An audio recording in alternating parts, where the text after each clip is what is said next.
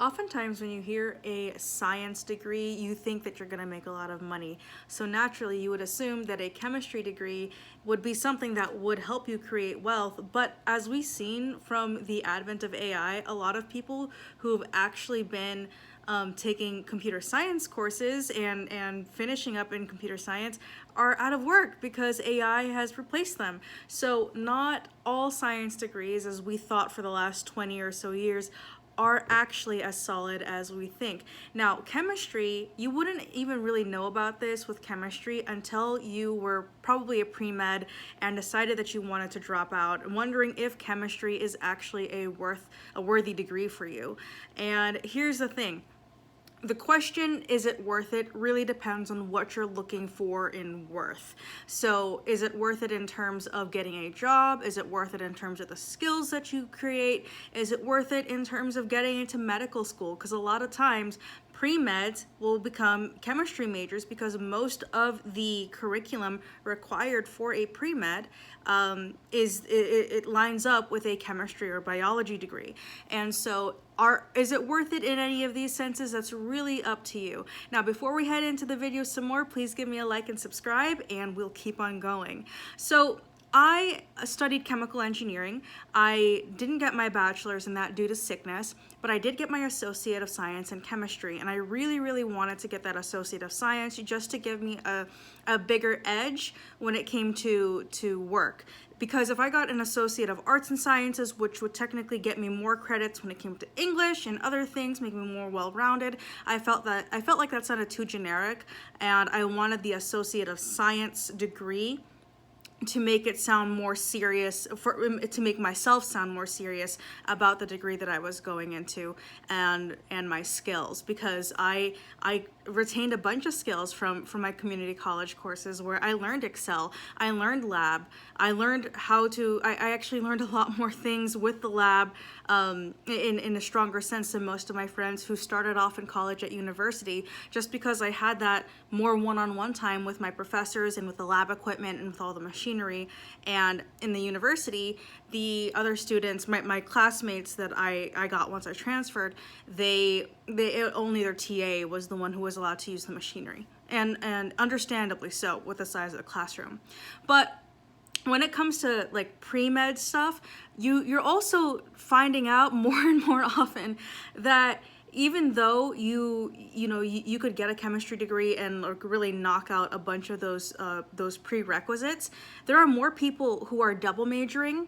There are more people who are taking other majors that sound nothing sciencey at all, because for one, the main thing is that they need that 4.0 GPA or as high of a GPA as possible.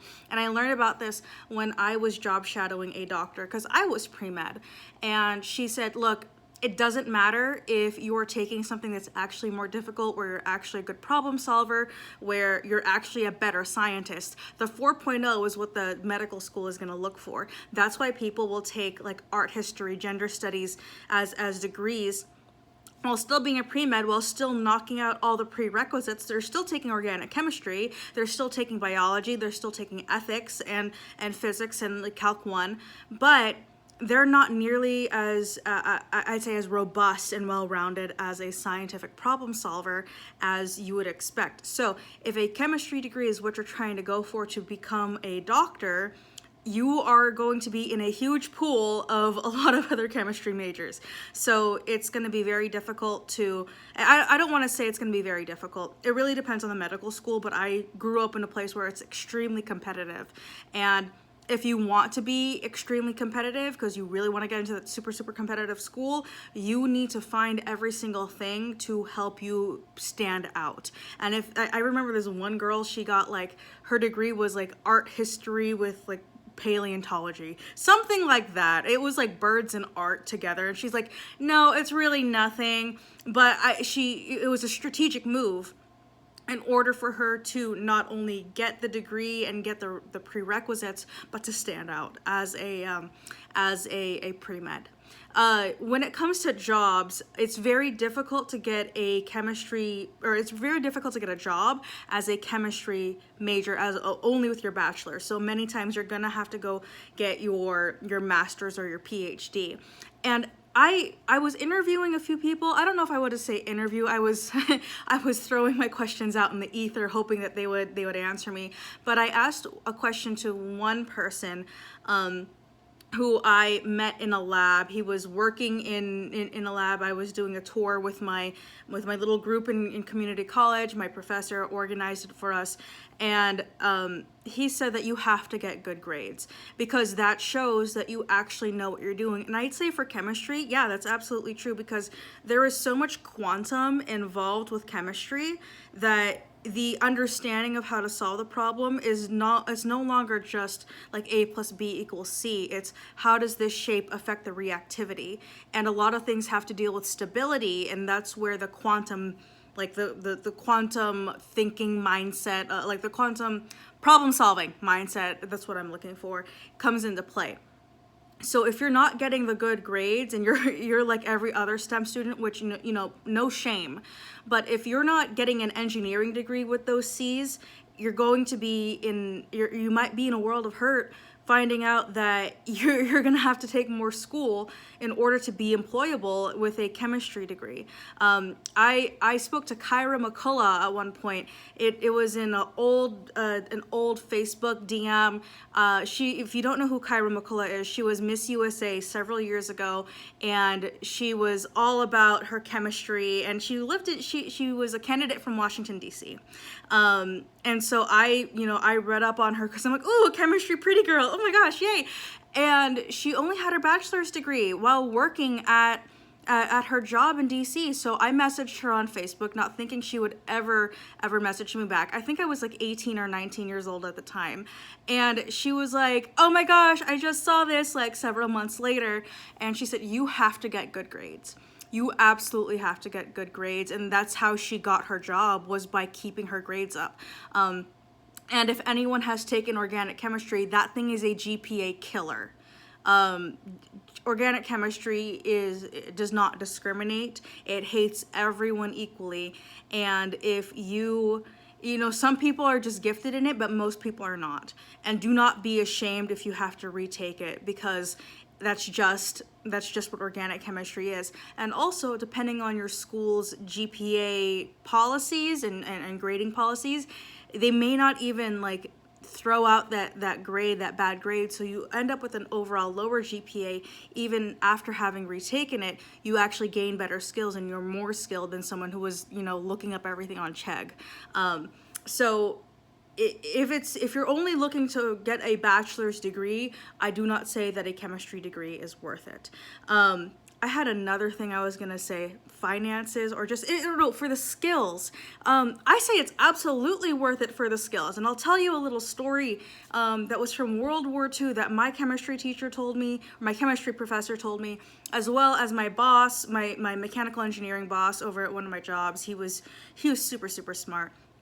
And they both said this story, and it was about a chemist. I forgot which country he was in, but the Nazis were going to invade, and so he had I think it was like a Nobel Prize, and it was a golden cast. And this is in the subject where we were learning about redox reactions, and how even though gold doesn't really react, the redox reaction rates, or not rates, or it's like the electric, I don't know, movement or whatever. It's been a long time. They're actually additive, so even if gold doesn't react, you can take two things that react pretty well, and the mathematics works out where gold will react when you use these two different things. And so that chemist did that, and instead of gold, it turned into like this red mucky stuff, poured that into a jar and stuck it away, and then he ran off. So now the Nazis are looking for, I think they were looking for gold in his lab, and they couldn't find anything. And after the war was over, he got that jar, and it's a redox reaction, so it's an equilibrium reaction, right? So he was able to undo it, and he didn't get 100% of the gold, just because that's exactly how, we expect things to happen. We don't get 100% yield, but he recasted it, and that's how he was able to save his prize, was because of his skills in chemistry. At least for me, my skills in chemistry helped me out with cleaning.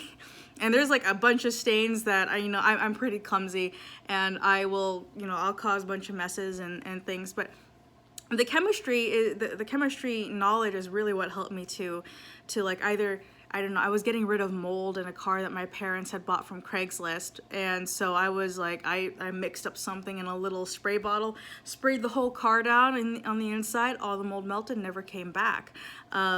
Same thing, I was dog sitting for friends, and their dog chewed my pen on their couch where you can't take the cushions off and wash everything.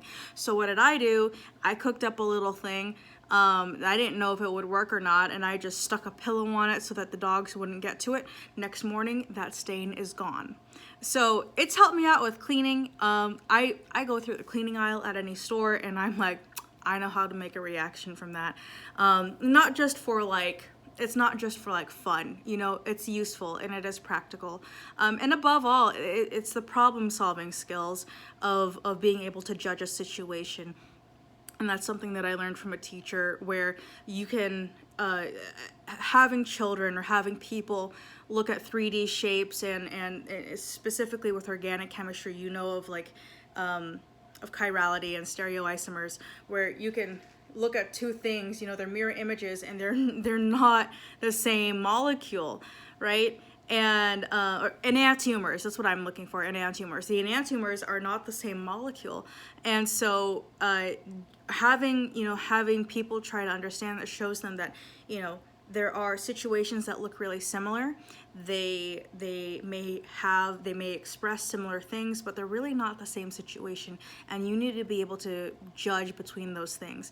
And imagining the kind of problem solving and decision making skills you would develop from organic chemistry alone, imagine what you could do with those same developed skills in discernment when it comes to character. So I say, a chemistry degree for the skills alone is absolutely worth it. But if all you're looking for is money, and all you're looking for is a quick path to get into medical school, I don't think it's worth it. So I hope this video helps you, and if it did, please give me a like, and I will see you next time. All right, bye guys.